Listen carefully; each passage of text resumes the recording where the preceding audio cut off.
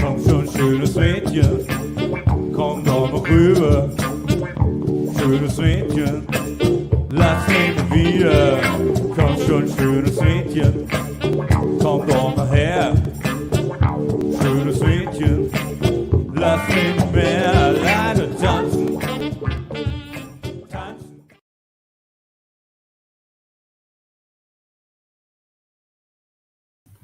All right, we're going to try this again.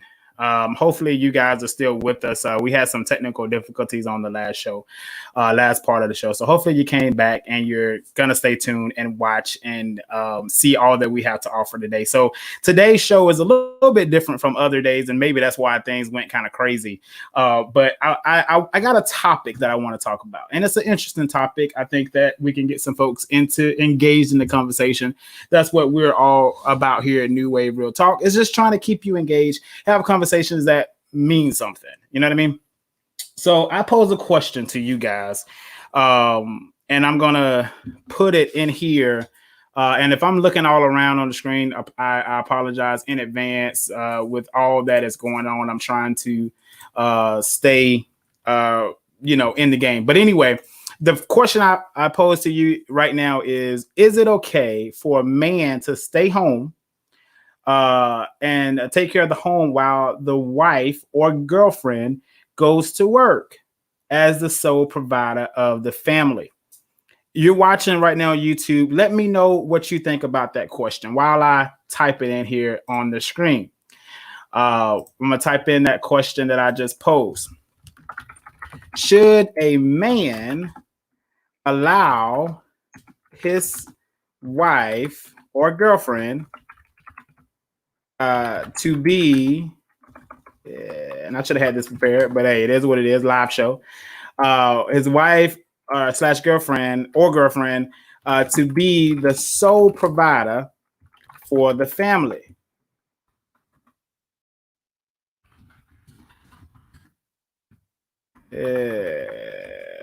Boom. I ain't gonna put that in there. And I think that did not actually do what I wanted it to do. Tonight is a interesting night because nothing is working like it's supposed to do. All right, but you see the question. So give me 1 second. I'm gonna put it in here. Should a man stay home while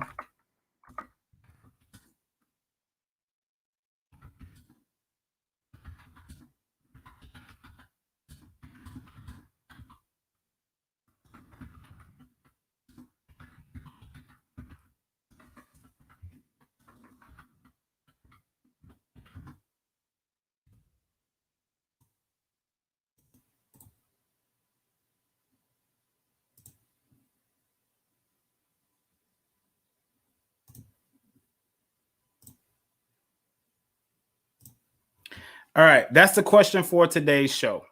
Should a man be allowed to stay home while his wife provide for the family financially? So I want you guys to tell me what you think. So I did some stuff, some research, and it looks like from the 1980s compared to the 1980s, times were completely different. Only about 1 million dads or husbands stayed home and raised the children. But now that number has grown substantially. So when we talk about that topic of should a man stay home, be allowed to stay home while his wife goes out and provide financially, you have to ask yourself, does those traditional roles still exist today? I personally believe that they do. As a man, I don't know if I could, allow myself to stay at home and raise the kids. Now, don't get me wrong. Raising children is not an easy task.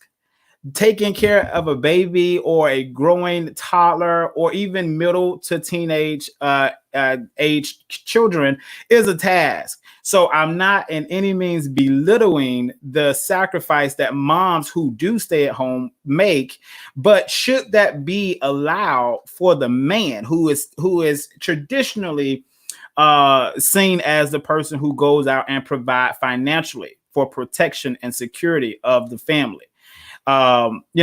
Women are women and men are men. I think that God made us uniquely different for a reason. And I do believe personally, in my opinion, that women are more nurturing than men. That's just a matter of fact. And excuse me, I'm going to share this live here because I don't know if it's on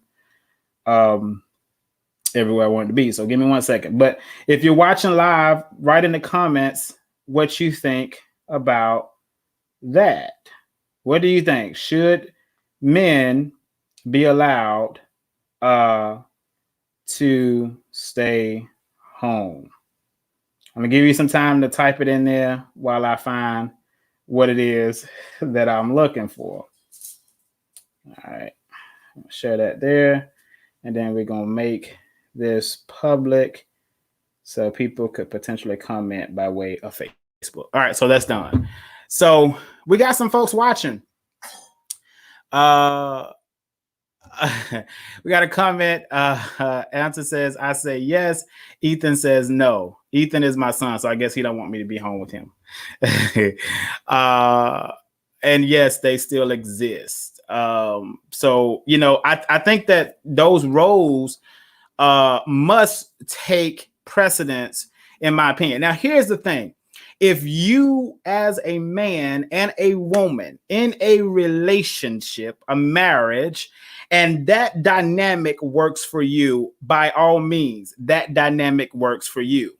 I'm not here to say that that dynamic is the wrong dynamic, but I'm here to challenge the thought process to say, has the new generation, millennials, the group that I'm in, have we created this new world where men are allowed to stay at home and rear the children?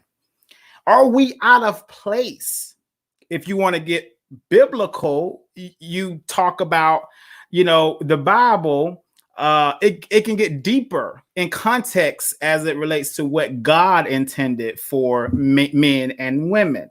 So now, interesting enough, the coronavirus is showing us that men, because most people are home outside of work right now, because you probably have been affected by the coronavirus or you're not going to work anymore. So men are starting to get a taste of what it's like to stay at home and raise the children.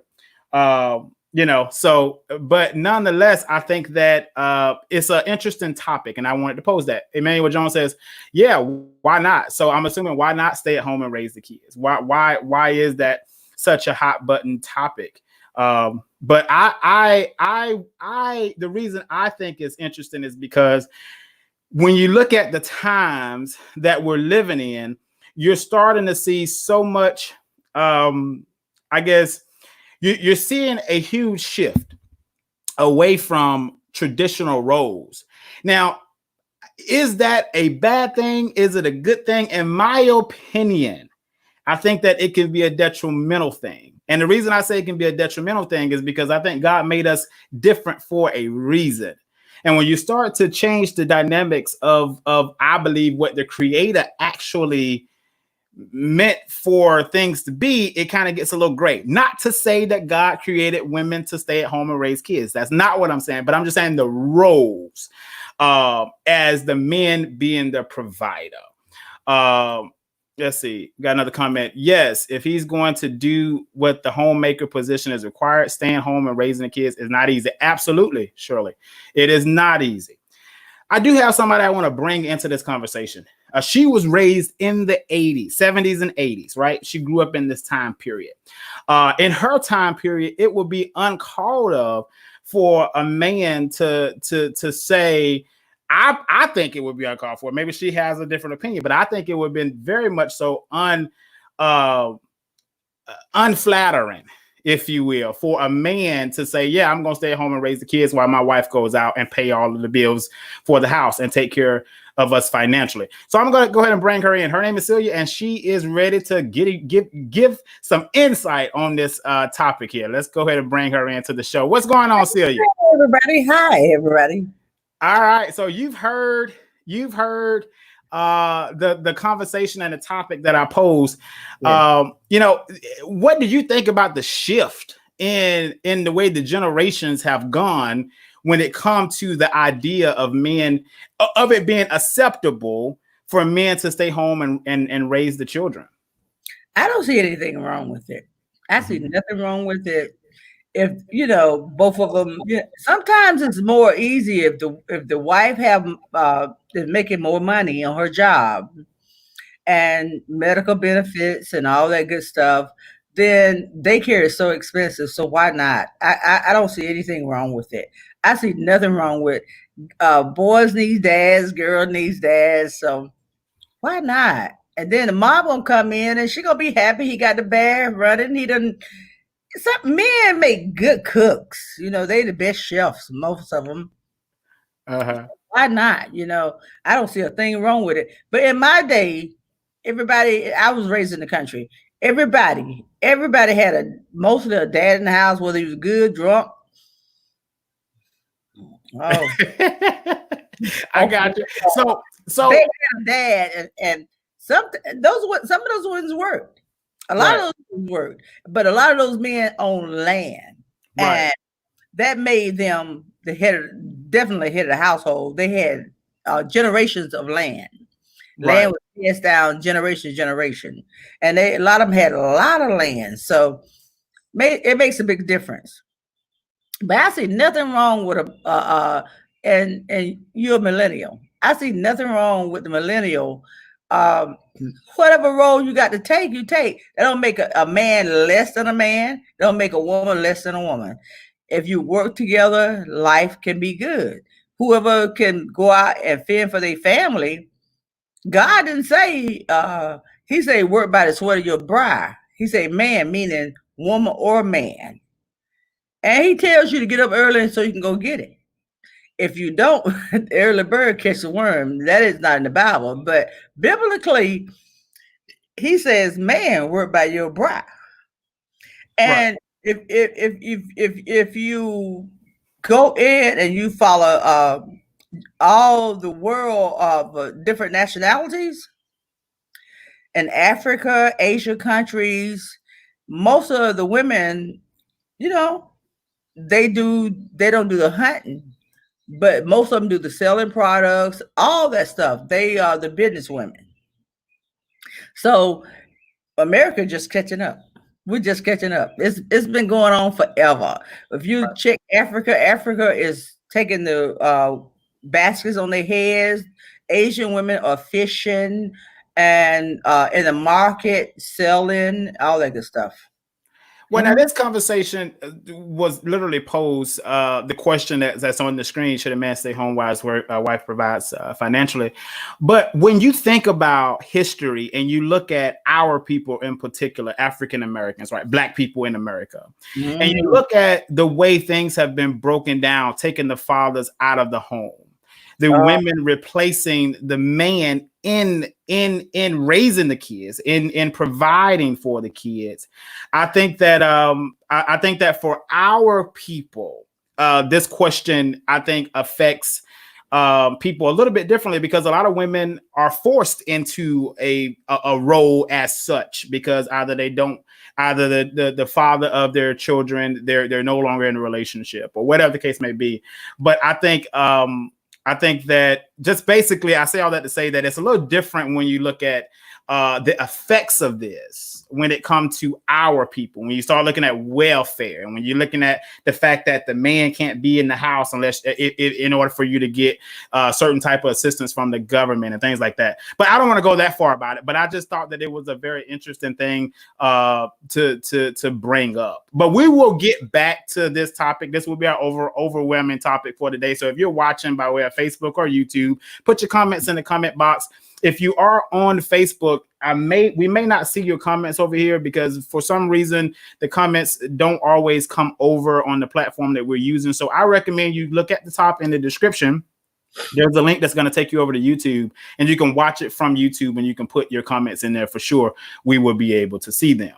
All right, but we got some more stuff. Celia got some things she want to put out there today. She want to talk about. So I'm going to go ahead and turn the show over to Celia, and I will follow your lead, Celia. We're going to. I think you wanted to do this here. This topic here is crazy. So I want to see what new information you got for us. Real crazy. Okay. Guidelines for opening schools with COVID-19. This is real crazy. They are using the words CDC has came up. They call it Mimi because it's so weak. COVID-19 normally put out strict guidelines, and they are very serious. But since we have you know who in office, they feel like the guidelines has been tampered with, or somebody else is having CDC to put this out. So he is saying, here's the blueprint. A blueprint. Can you see this? A blueprint for back to open the schools. It is crazy. Yeah. So in 14 days, he said, if you don't have flu-like symptoms, you still can open the government. You can open the government if it's just like flu-like symptoms. 28 days, if it's the trajectory is, if you have flu-like symptoms, continue to open the government. 42 days, open it full and put the kids in school. This is crazy. And CDC is using words like this. If it's feasible, consider it. If it's necessary, they want kids, if they I don't even know. I don't know how they're going to do it, that you space chairs 6 feet apart. Yeah. And have lunch in the room. No cafeteria. Yeah. No cafeteria. So I don't know how they're going to do it. I really don't. I really don't see it. And people need to be very mindful of their children, because children are getting it. So I don't know how they're going to do it. And these guidelines are just crazy. And the guidelines are saying, one guideline says, if you go into the school and the restaurants, mm-hmm. you can consider it. Wash your hands. Yeah. So people are going to be, it's so conflicting. Right. People are not going to really know what to do. And people that want to make money are going to take it. Well, they didn't say I had to. Yeah. I could get in, it is going to be so tragic. Right. Because it's like, it's not even the middle of the road. Right. Think about, you use the word feasible. Right. Possible. If it's feasible. Consider it. Washing your hands is something that you learn that. I mean, you learn that in diapers. As soon as you start walking. Yeah. And take the temperature before you go into school. And then they're talking about the mask. This is crazy about the mask. They said wear the mask, but it's going to be hard to wear the mask all day in a setting. Right. School. Right. And consider it, if it's possible, to keep the children with masks on from 2 years old and up.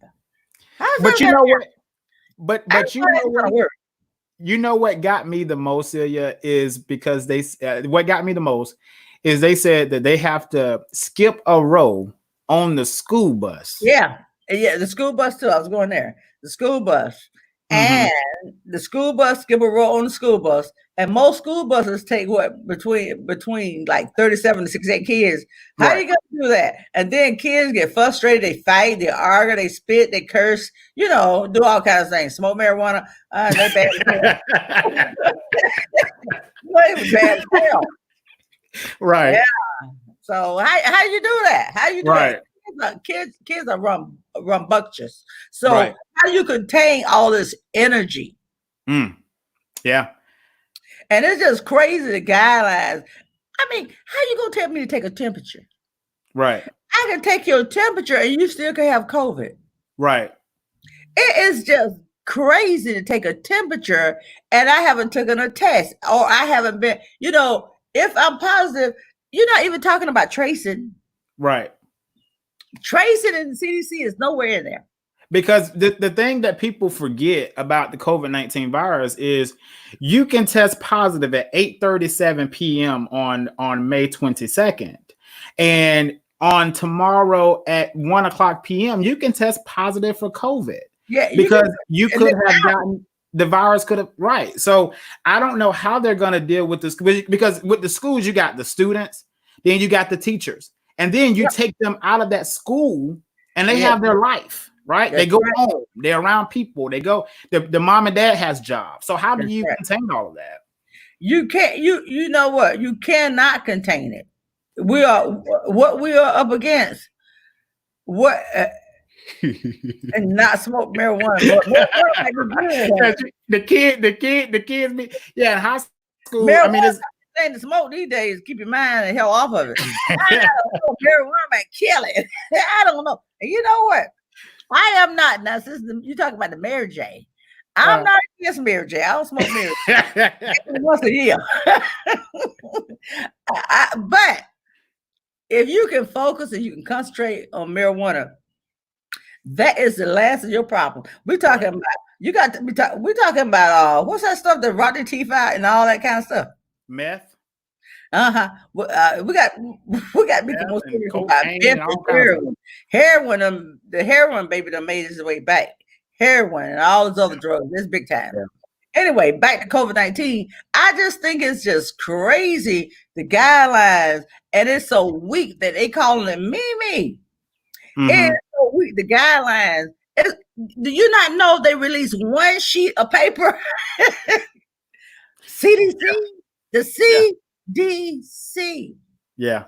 Now, what that stands for? What the CDC stands for? It's supposed to stand for the Center for Disease Control. Right. And listen to this. Mm-hmm. In the guidelines, the social distances to the beach and all this stuff, it is not mandatory. And you know, the CDC used to come out with mandatory. They would mandate stuff. Right. This is not mandatory. And they feel like that this is being tampered with. The CDC has been tampered with. And you know who they pointed at, of course. Mm-hmm. But it is just crazy that the children got to eat their, if the children got to eat their meals inside of a classroom, you might as well be at home. And parents need to stop. You know, God is good to us. Mm-hmm. Who is left alive? Parents complaining, I wish school would be back open. I wish this, I wish that there. I mean, this is a time to connect. Right. This is a time to connect. And if you can afford, have somebody to come in and help teach the children. If you cannot afford it, spend the time. Spend the time after you go to work. If you have to go to work, take the clothes off, put them in the laundry room, spend the time. Make sure the children, who is the best educator of the child? The parent. Mm-hmm. Mm-hmm. If you don't know, you know what? Google got it all, honey. Right. Well, you got a math problem, Google it. But I think, but the thing about that, Celia, you know, we're dealing with so many facets, and I think that's where the CDC goes wrong. The Trump administration gets it wrong. A lot of time, the local politician gets it wrong. You're dealing with so many different type of social economic groups. You're dealing with people that don't have internet at home.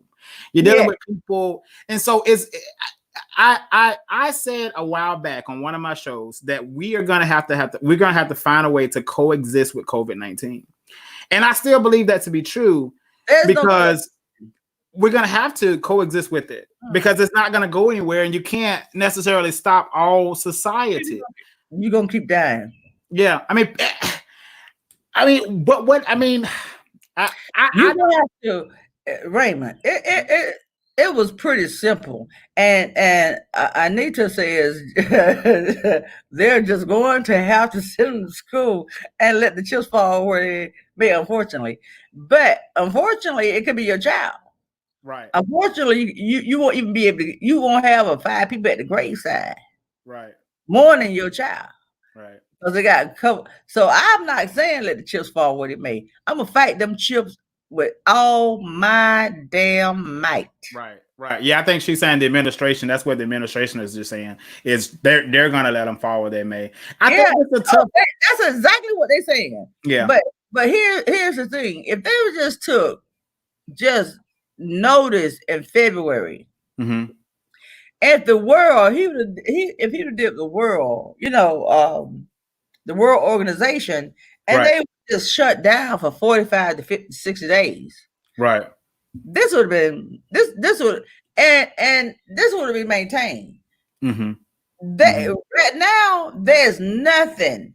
I don't know a lot of people are biblical or not, but you can go back and you can see the warning on the side. You can see the warning. The same thing happened with Pharaoh. It was one thing after another, one thing after another. I think it was 11 in the book of Genesis. He would not listen. We're facing the same thing today. We are hard-headed. Like I told my daughter one day, we're resilient people. We ain't resilient against God unless God make us resilient. But we don't want to listen. We don't want to close down. We don't want to shut down because it's all about economics.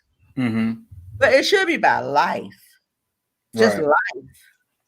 And I am so shocked at CDC. Raymond, I am just floored at Well, here's the thing about the CDC. Donald Trump is a type of president that it is what it is with him. Either you're for him or you are against him. And if you are against him, you bet your bottom dollar that you will be silenced. And so the CDC isn't operating on autonomy like it used to be. Back in the day, government functioned separately, right? You got different branches, different functions. This branch do this, this organization does this, and they are all allowed to call the shots in their respective areas. But with Donald Trump, it does not work that way. No, it's overall goal will be met by all means, and that's what you're seeing with the CDC. Yeah, and it's just crazy. Shirley Brunson has a comment, Raymond. Yeah, see it. Yeah, parents do not send your kids to school. So what if they are a year behind? They will live to talk about it. The race is not given to the swift, but to those who endure. Yeah. We got another comment here. The only way there's going to be a serious change, not the old passing away, when things start affecting the working class and the young, that's when people will start taking things truly serious. I agree with that. I think nobody can stomach. 100% agree. And that's my fear. That is my fear when it first started. My fear with COVID-19 was, okay, I'm 60. I still want to live another 30 years. Right. My kids' nerves, okay? But here's the thing. I was thinking about sterilization. I was thinking about heart rate. I was thinking about all kind of things that it could affect young people that they might not see. Right. And I've been thinking this from the very beginning. And the young people have to really protect themselves if they want another generation to come. Right. If they want to be healthy. This thing is serious. We don't, every day new news is coming out about it. So they really got to protect themselves if they want to have children, if they want to have a good heart rate, all this good stuff, lungs. This is pushing there. And we're learning through Dr. Fuchsia every day. Who is it? Pfizer. What is that? Yeah, he got one of those names. We're gonna call him Dr. L because he's cute. Yeah, he's short, but he's cute. And he's slow, but he's still cute. Well, let's go ahead. Go now. I was gonna say, let's go ahead and move on. Whenever you wrap that part, I'm done. Just all we can say is just stay safe. you should pull up the guidelines of Right. COVID-19 for opening schools, opening restaurants, anything, daycare, cosmetology, whatever. And before we move on, they just released today, because we planned this show a couple of days ago. But they just released today guidelines for opening churches, worship. Oh, yeah, that idiot. Ooh. Yeah. Yeah. You know, I was going to touch on that. So what? I mean, I got that news late. Right. Yeah. Right. And he said he will overrule the governors. Right. But some governors say not in their state. Right. I tell you what, I love to go to church. I love church, but I tell you, Kelly Lake, I love you. Kelly Lake, Bishop Hopper, Mother Hopper, I love you, but I ain't coming back right now. I ain't coming back right now. Not right now. You know, my pastor over at Destiny World Church in Austell, I'm giving him a plug. If you guys are in the Atlanta area, definitely our church is a perfect place for imperfect people. That's one of the sayings. So definitely, if you're looking for a place to worship, I invite you whenever the world opens back up to come over to Yes. But you do. I'll come shout with you. Yeah. Come on over. Yes. But one of the things that my pastor, you know, just basically said is, you know, it's just not right now. The time is not now. And people want to know. See, what people we are wired to have an explanation for everything, right?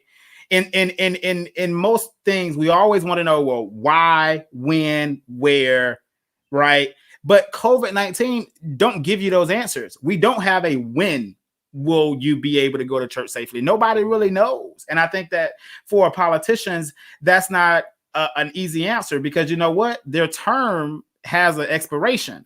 So they want to just get it over with so that they can say that's done. But in reality, you know, you got to think for yourself. Yeah. That was good, Raymond. Yeah. That was good. That was good. That was good. They got expiration. That was good. Yeah, they do. That was real good. Well, that was a good segue too, right, to our next topic of vote in 2020, and the importance of that vote. What you got? Okay, we're gonna talk about. Oh my girl, Stacey Abrams. Now, I don't know where she's going, but you know, she only lost about 55,000 votes in the 2018 election, 2018 election.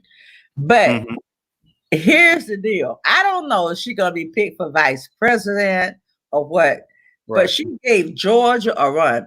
Georgia, she turned Georgia almost blue. Right. That's Stacey Abrams. Love her.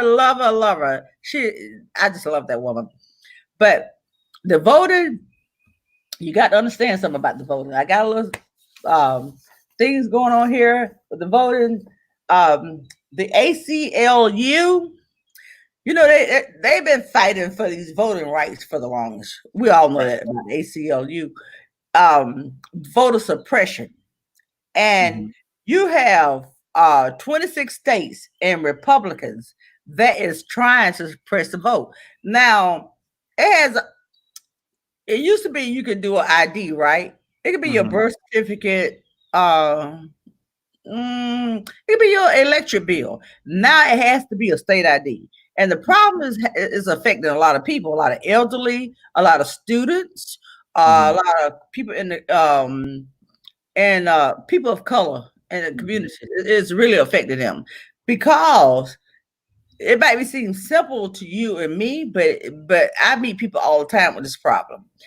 They might even not have the $20 to go get their birth certificate to prove who they are, so they can get their driver's license or get a state ID.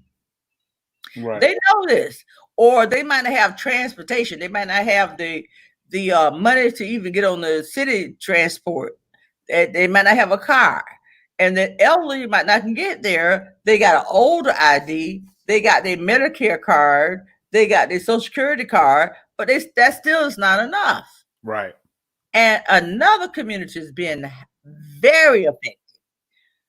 The Native Americans. because the Native Americans don't normally carry ID. They normally carry a document. I'm just going to put this up here. A document that with their name on it, or but it don't normally the document do not have an address. So they require an address. So when the Native Americans, especially like in North Dakota, South Dakota, where a lot of Indian reservations are. So Illinois, where a lot of interracial, and I'm quite sure North Georgia is not a big Indian reservation up there. Red Top Mountain have one, but it's not huge. But they pretty much govern themselves other than the federal law and voting. So when it comes to voting, it's almost 50% of them can't vote. And within this segment, the people I just talked about, the people of color, students, the elderly, and could you not believe they do this against the people who are disabled? Could you believe this? Well, I can believe it. Yes. Wow. Yeah, that's yeah. Anything to surprise. They're doing this. So what they do, and they redistricting. Especially, I'm gonna give you the cities. The redistricting is going on. It is 13. Texas, Kansas, North Dakota, Mississippi, Arkansas, Wisconsin, Virginia, West Virginia, New Hampshire, Tennessee, Alabama, South Dakota. And we have to vote. You have in governors, you have 26 Republican governors. You have Democratic 24. So we have to get out and vote. Now, Trump is they keep saying fraud, it's fraud, that we committing. Only fraud has only been done. I mean, it's like, what did I write that at? It was 31 illegal frauds in 30 years. How about that? There's no fraudulent vote. Watch your redistrict, how they redistrict stuff. Make sure you get out and vote. And if you have to stand in line to vote, make sure you put your mask on. If you have to put on gloves, put them in your pocket. Make sure you do that. But make sure you vote. This is detrimental to us, and especially in Georgia. But I go on and on, but we run out of time. Right. No, the power, truly the power. It's so powerful. Yeah. And so many people. Say this here. Go ahead. I remember, I know my sisters remember. I was so young when Martin Luther King and John F. Kennedy died and all that kind of stuff. But I remember my mom and the neighbors gathering together to go vote. It was like they had to go in a group because they were so scared because voting rights to 1964, 1968. We have not been voting very long. So they had to go in groups because they still was intimidated. Wow. And so I remember that as a little girl, them voting. So we stand on the shoulder of giants. And don't take this lightly. Don't take it. That's why I vote. I tell my grandkids to vote. I'm standing on the shoulder of giants. My grandmother didn't get to vote until she was probably about 70 years old. Right. Let's get rid of people. Let's vote. Right. People call them. Right. And when you think about people that are watching this, we got some folks watching this stream. Yeah. If you are in Georgia, for instance, Brian the Stiller Kemp, because that's his new nickname. I was going there, but we ran out of time. Okay, but I'm people that's in Georgia. This state was hoodwinked, robbed of the governorship. The governor mansion was stolen, I believe. Right, Raymond. 55,000 votes is what separated these two people from becoming, separated Stacey Abrams from becoming the first. Was she the first? She would have been the first African American governor in Georgia. Yes. Right. For sure. Okay, I think we can for sure say that. Now I can't say the first. Would she had been the first African American? I think she should have been the first African American. There's no, I'll never remember a Black American governor in Georgia. Yeah. So when you 55,000 votes, people, 55,000 votes. Georgia is, I think, 11 or 12 million people. So you talk about 55,000 votes, and then when you look at the 2016 election from Trump versus Clinton, 200,000 votes separated them two in electoral college, and about 2 million with an M people did not go and exercise their right to vote. And let me tell you this, Raymond. Do you not know with the ID? I was going there with the ID that they done placed on people. It's affecting between 2 to 3% of the population, and it works. It's working. Right. That they not voted. Right. So so I think I'm gonna turn my place into a campaign camp. Right. We need to because at the end of the day, voting is the fundamental fabric of what our people, if you identify as African descent of any kind, whether that's Caribbean, whatever. Not only in the United States of America was our people suppressed. When you look at world history, African descendants have been oppressed and enslaved all over the world. Almost every major country, France, England, almost every major country or continent or country in the world have had some form of slavery descending towards African descents or impeding or involving African descents. So when you talk about once people like Dr. King and Malcolm X and all of these great men and women that literally died for us to have the right to go and stand at that ballot box and exercise that right, how can 2 million people stay at home? And I'm talking to my generation now, people that are looking at my Facebook page, class of 2009. We have to make sure that we are exercising that right, that we are impeding and ensuring that our connections, our family members, friends, co-workers, colleagues understand the importance of voting. And it's not just the presidential election. I think President Obama tried to make that point clear. And he tried to show the picture of what it looks like when you elect the president. And you are a Democrat, if you elect a Democratic president, typically that next midterm election, the House and Senate changes. It flips. So if the House and Senate is not in control by the party that you voted for, so in that midterm election, you voted for Obama, you said, my job is done, and you didn't go and vote for the U.S. senators and the House of Representatives, to represent your district in a democratic way, you kind of just killed yourself for voting for whatever that candidate was, whether Republican or Democratic. So all elections are important. Local, just the same. Because we're talking about your point when you talked about the schools. The guidelines from the CDC. The CDC is an organization that gives advice. It's an advisory board, right? Kind of like the United States, the State Department when it comes to traveling.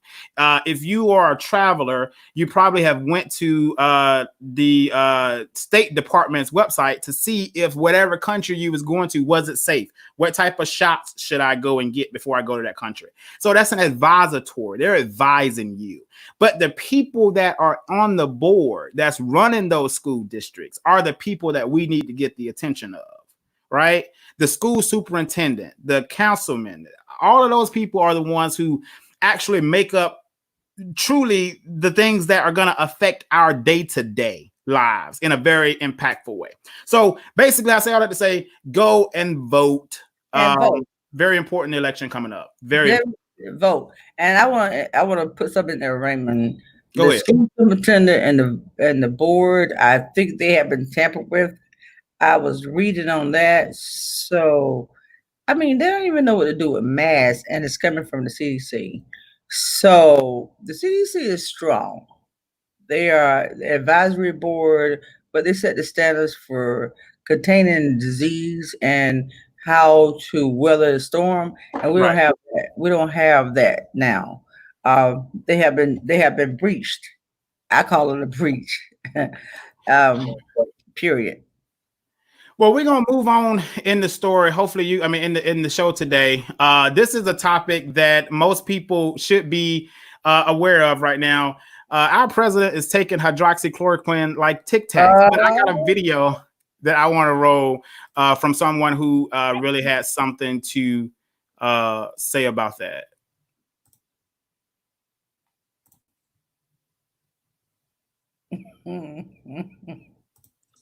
Actually, hold on. Let me take her off. I don't want to play that one. I want to play this one. He's our president, and I would rather he not be taking something that has not been approved by the scientists, especially in his age group and in his, shall we say, weight group, what is morbidly obese, they say. So I it's not a good idea. That's funny as hell. Yeah, he is morbid as hell. That's funny as hell. I don't respond to her. I think she's a waste of time. These people are sick. Pelosi is a sick woman. She's got a lot of problems, a lot of mental problems. We're dealing with people that have to get their act together for the good of the country. I gave him a dose of his own medicine. He's Sure did. one thing or another over time, and I thought he thinks that passes off as humor in certain cultures, and I thought that was what that was. And I was only quoting what doctors had said about him, so I was being factual and a very sympathetic way. There you go. She said she was being factual in a very sympathetic way. Our very own House Madam Speaker, Nancy Pelosi, gave him a dose of his own medicine. She sure did. My girl.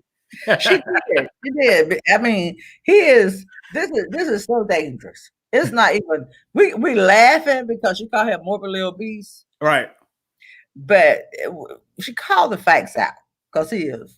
Right. But to say that you're taking this drug, hell, I can't even pronounce it. Hydroxychloroquine. Hydroxychloroquine. Yeah.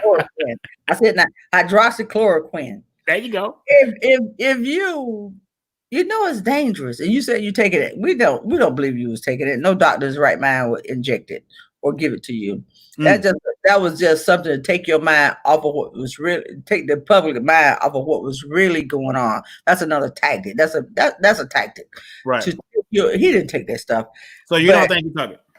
Oh no, definitely not. He has heart problems. That's what I heard. Yeah. And my thought process was, is he trying? But my thought process was, is he trying to take himself out of here? No, definitely not. No, he got money. He can live to 100. He got. I mean, hell no. He like his life. It's deflection.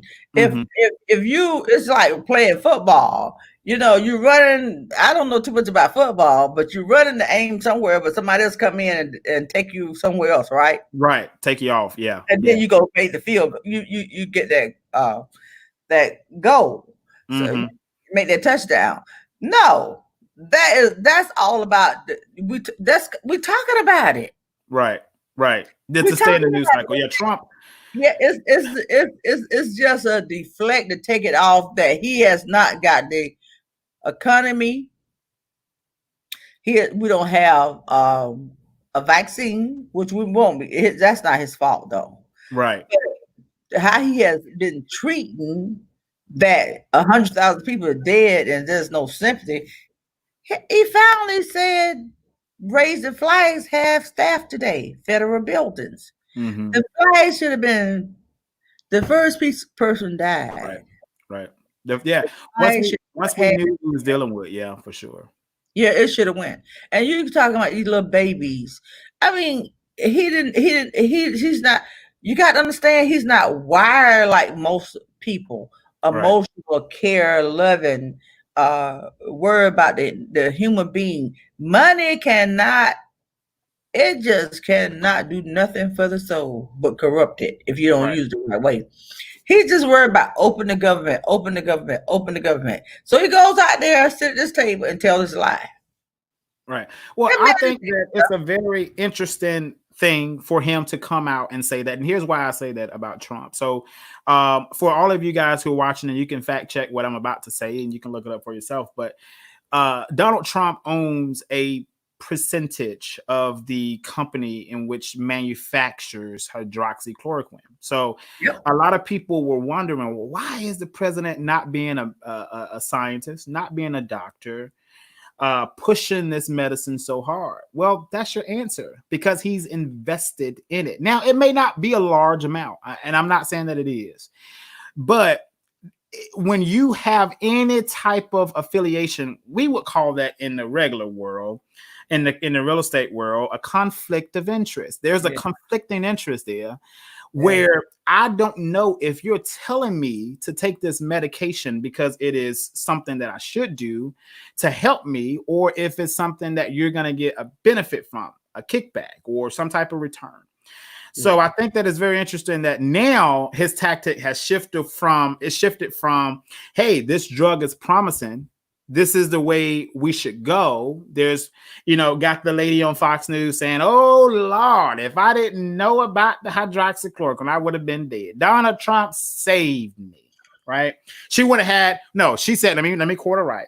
She said that if he was not talking about it, she would not have had readily access to it. So she had already known about the drug. But I mean, for me, that's where my mind goes. It goes to, well, is he trying to manipulate people now? Because a lot of people did say it. They said, well, if the drug is so good, why don't you take the drug yourself? Right? Why don't you be the test dummy for the drug, or if you will? And so I guess he's taking up the mantle for that. I think he's taking up the mantle for that. Yeah, man, taking no down. He got there. He took no damn mantle. He's a liar. Remember, he broke the truth, but the damn liar button doesn't crash and fell on the floor. Okay? Right. He done told so many lies. They can't even keep up with it no more. Right. And he would have been dead, and she'd have been dead. And the people in what was it, Arizona, Arkansas, somewhere, the couple that took it, the husband survived, but the wife died. And guess what? This is what happened when he said that. The phones had already flooded before about him with this putting this crap out there to people.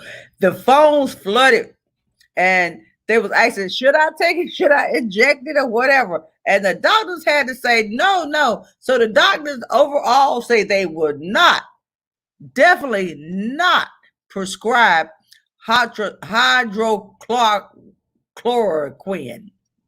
They're not going to do it. And I don't even know, because people are dying from this stuff. And then come out today, come to find out, not only do your heart skip, and it's affecting other organs. So I don't even know, he's not taking that stuff. That was just a what you call it, a marketing, almost like a marketing gimmick, to get you off of what's really going on with COVID-19. That he had dropped the ball. Last week it was President Obama. Now this week he taking hydroxychloroquine. So what is it gonna be? Right? Just do your job. And then you know what I hate? I can't stand Governor Cuomo is almost not for himself, but for his people. Begging for him. Because the Democratic state, he won't give them what they need. And that's the thing. All the Democratic states, he's not, and that is just sad. I remember when President Obama became president, I hear people say, he ain't doing this for black people. He ain't doing that. Like, look, stop. He's not president of just black people. He's president of the people. Right. Of America. Right. You can't go there. Let him do his job. Listen to what he's saying and try to work it out. But He can't go. That is foolish. We are people of a melting pot, and Mhm. he is denying these people, these governors, because they're Democratic, COVID-19 of funds. Mhm. Mhm. But Mhm. America will rise up and take care of that problem. We will rise up. Yeah, I think that here's my thing. I don't believe that we as people in general. One of the reasons why I started this platform is to be able to have a space where I can share my thoughts and my views. But I do believe that Donald Trump has done some good for African Americans and Democrats. I will say that. I know you may not agree.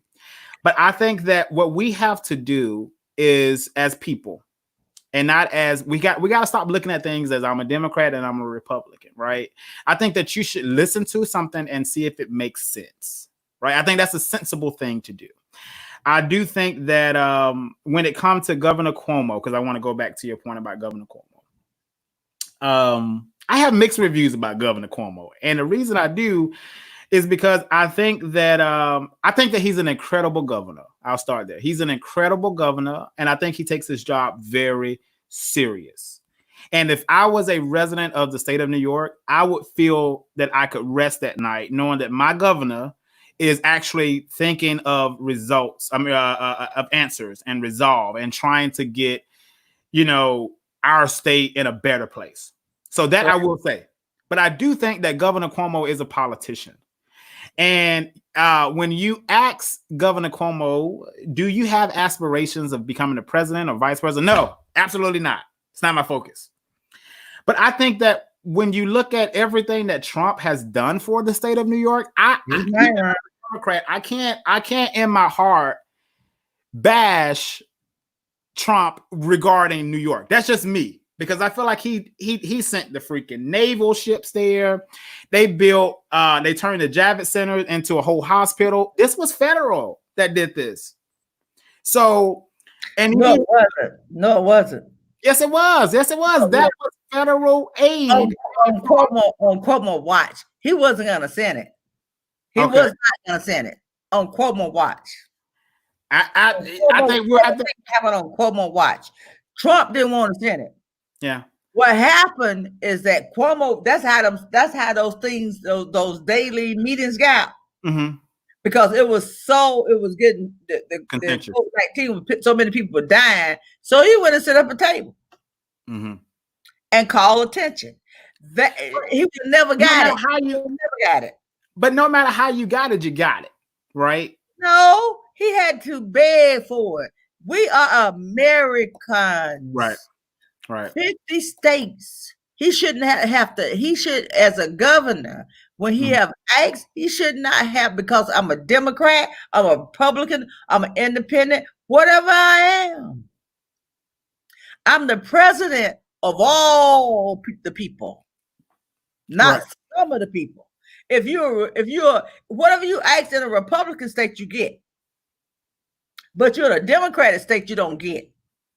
And because the Democrats went so heavily against him when he, as president, and still do, he denied them like he do California and some other states. I think that is ridiculous. If you're going to be a president and we are a democratic society, you have to, we are not in a damn regime. Hell, he ain't no damn regime. I'm sick of this shit. He think y'all mean, somebody. I don't know who you think he is. We are America. Right. And America gonna stand. Right. We gonna stand. America gonna stand for what it believes in, and America always get it right in the long run. We're gonna get it right. We're gonna get it right. And Governor Cuomo, I love him. I adore him. And his daddy was governor too. He's adorable too. And his brother on CNN. I love the whole Cuomo family. When his dad was governor. Yes, his dad was governor. But they always been strong men. Right. They always been, the Cuomo family has always been strong men that stand up. I ain't saying everything they did was right, but they always have stood up for the people. No, I give them. I agree with you there. I just don't necessarily agree with you on the fact that you said that. I don't agree that Cuomo had to beg. I think that Cuomo, to me, I think that Trump. If anywhere in the United States that Trump actually did something that I think for COVID-19, I would say California and New York had the complete help of Donald They had, oh, that's my next boyfriend, my next husband, Governor. I hate his name, but he make let's they had the bed. Right. You said they had the bed. Well, let's move let's move to our next topic of the day. We'll agree to disagree there. And Yes. we'll go to the next topic, which is Kandi Burruss. I'm gonna roll this clip and then we'll be right back. Yes.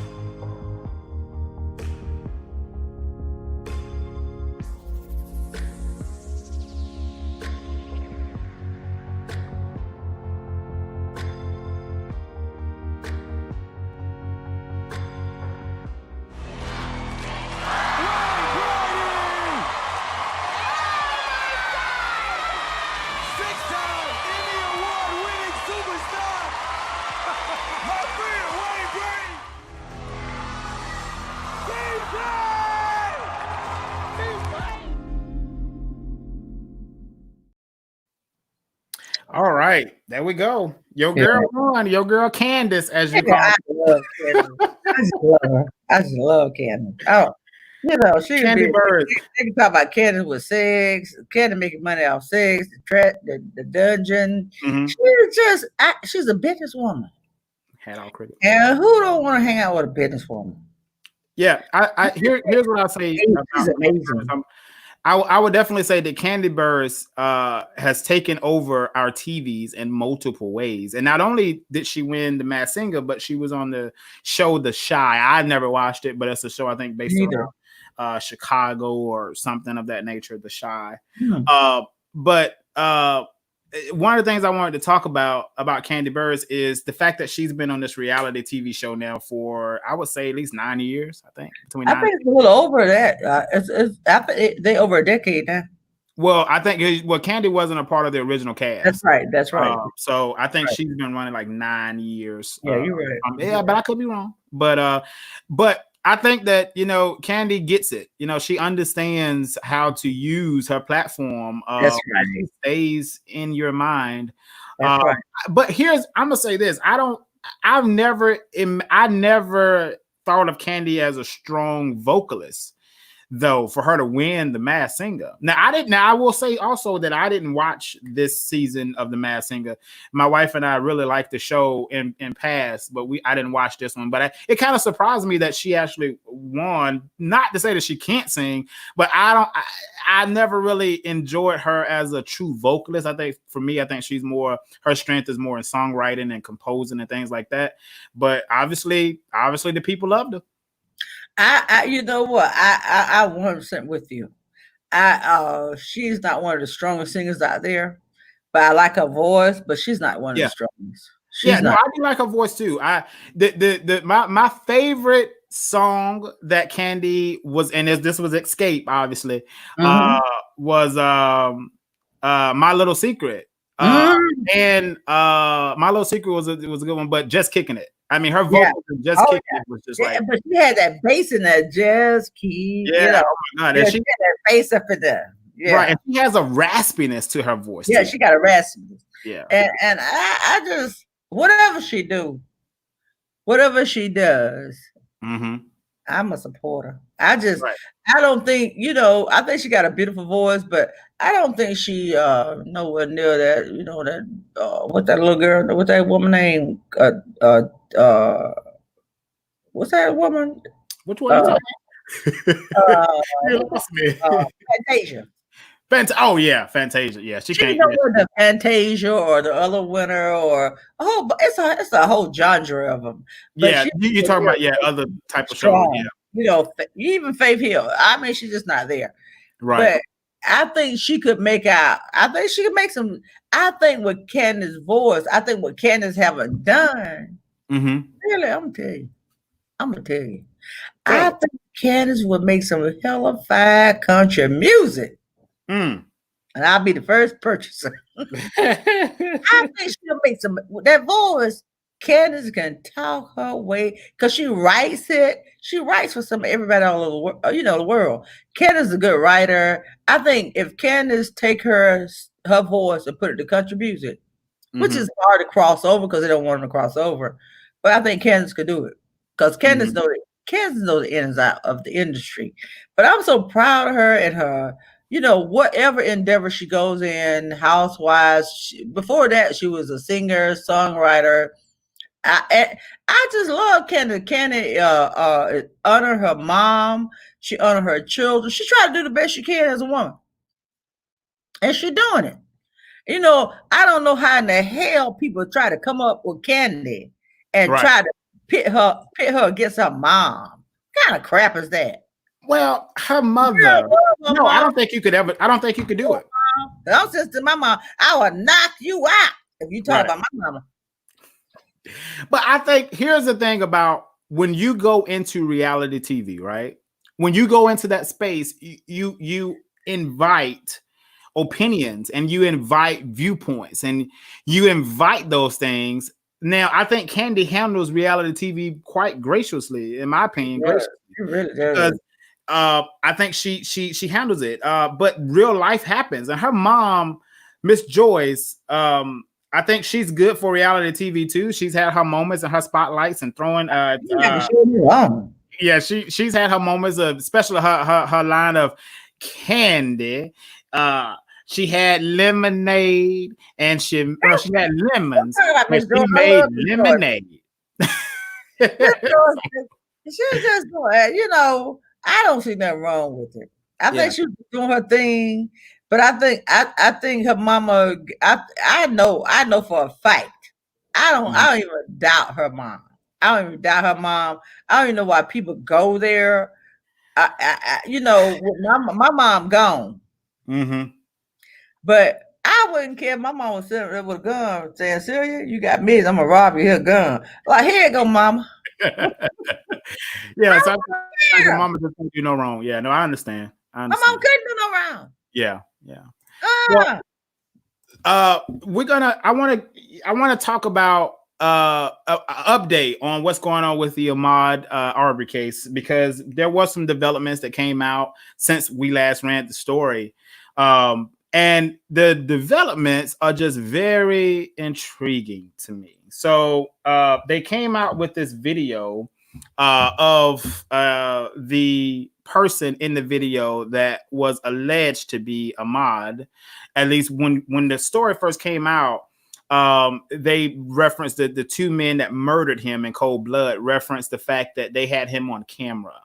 And so the video from the owner of the house actually released a video of the man, not him, because it don't look like him to me, but I've never met Ahmaud, but it does not look like him to me, to his family either. But the owner of the house released footage showing a man in there, and the owner even said to himself, it does not look like the person who was gunned down in the middle of the street in cold blood. So from it stands right now, the two men are still in jail. We are still waiting on a trial for Ahmaud. But I wanted to just do an update there on that and just to clearly point out that, when you do wrong, you have to just admit that you did wrong, right? They murdered him in cold blood. They just need to take their sentence, their life sentence without parole. And they just need to be able to live with that for the rest of their lives. That's what needs to happen. That's what needs to happen. But Raymond, the guy that did the camera, right? He just got convicted. The one who released the video? I mean, not convicted, but charged. The attorney? Yeah, that was video. It you know, he Right. did Of, a video. of him actually getting killed. How you not think you guilty? If I saw you, God forbid, and how do you live with yourself? You taping something like that. How do you live with yourself? Yeah. And Well, then only reason why you in it because you wanted money. So the now attorney. they charged him yesterday. He's charged. He Mm, should be charged. yeah. Well, we're gonna stay. We're gonna stay on it. And we're gonna follow the story and lead Yeah, wherever it goes. But I'm, we're still just hoping and praying that this story is an example of justice done right. that's right. Because so many times we've had justice done wrong. We know what that looks like. We don't need a blueprint on that, but we need to see an example of justice served, right? Yes. And I hope and pray that that happens in this case. I do. I think we're just about at the end of the show, but I do want to go back to our question and our topic, and kind of just put a lid on this. So where do you think this concept is going, Celia? Do you think that men are becoming extinct from manhood? Do you think that feminism is replacing masculinity? Of course not. Of course not. I think men get more in touch with deep, right? Of course not. I think men getting more in touch with who they are. I think they're a little softer side. Now some of them they're too damn soft if you ask me. But anyway, but I think men are seeing what it really takes for a woman to be at home and nurture the children. And I think women on the other side, because women are having heart attacks going in the business world and slam dunk. Women are having a lot of heart attacks. So I think women, on the other hand, seeing she got to bring home the bacon, the stress it brings that her husband died at 50, 60 years old, and now they're dying at 50 and 60. And the man is seeing what it takes to run behind a child at the house, and it's 24/7 with a child. So Right. I don't think it make a person less or anything. I think it's making bringing more in tune to who you are as a human and being more just understanding on the wife understanding what her husband was going through when he was out there, and the husband understand what his wife is going through, or his girlfriend or partner or whoever it may be, Right. And I think the COVID-19 has given people a good example of it, because just depending on what type of field the husband was in, could very well be in that situation right now. So if you are in that situation, yeah. Whoever can bring home hey baby, if you can fry up the bacon, put it in the pan, and serve your man or serve your woman, come on, talk to me. Come talk to you. Yeah. Well, Celia, I enjoyed the show. I think we did a good show today. I did too. I really enjoyed it. Yeah. But what's your final thoughts again, huh? What's your final thoughts? My final thoughts is stay safe. Listen to your heart. Listen to God, and all you do. Don't take chances on mixing and mingling and think that it's okay, because the head of the government has put that out there, and the second head, which is the state of the governor, has put that out there. Stay safe and look at the numbers. That'll keep you. That'll keep your mind in safety. Look at the numbers at least once a week of what's going on, the deaths, how many people are affected, and I just say, my hats off to all the COVID-19 healthcare workers, whatever field you're in, and may God just keep those that's missing their families, that's gone forever. Awesome. Yeah, we keep them uplifted in our prayers, because I don't know, and I don't want to learn what that feels like to lose someone to this virus. So we just continue to social distance and continue to stay prayed up. So, but yeah, thank you, Celia, for sharing your evening with all of us. And until next time, I'll see you soon. Okay. All right. Thank you. Right. See you later. All right, folks. Thank y'all for watching the show. I hope that this show has given you some type of relief just from your day to day. That's what we're here to do. Hopefully you're taking some of the topics truly serious, like the CDC guidelines for schools and universities. You know, talk to your people that have young children or middle-aged children and really prepare them for what it is that we are about to endure. I don't think, a lot of people talk about the worst is yet to come. I think with the CDC releasing these guidelines, I think we're on the cuffs of the worst is yet to come. So stay vigilant, as Celia said, and stay motivated. Also, please go to the polls and vote. Like, we're in the middle of a pandemic and the world seems upside down, but we still have to stay firm on what it is that we must do as citizens of the United States of America. Everybody must go to the polls and vote, whether that's going to be voting for Trump or against Trump or a senator or a congressperson in your district. But go and let your voice be heard. Also, congratulations to Kandi for winning the Masked Singer. You are a true boss. So many people look up to you, and you continue to do great things. And that's about it. That's going to wrap the show tonight. Again, we'll be here same place, same time next week, 8 p.m. on YouTube. Sorry for the technical difficulties today. Next week will be seamless at 8. If you're also watching this for the first time, please consider subscribing to the channel. And hit that notification bell so you'll be notified when we do go live for our next show. Until then, take care, and may God be with you. Peace.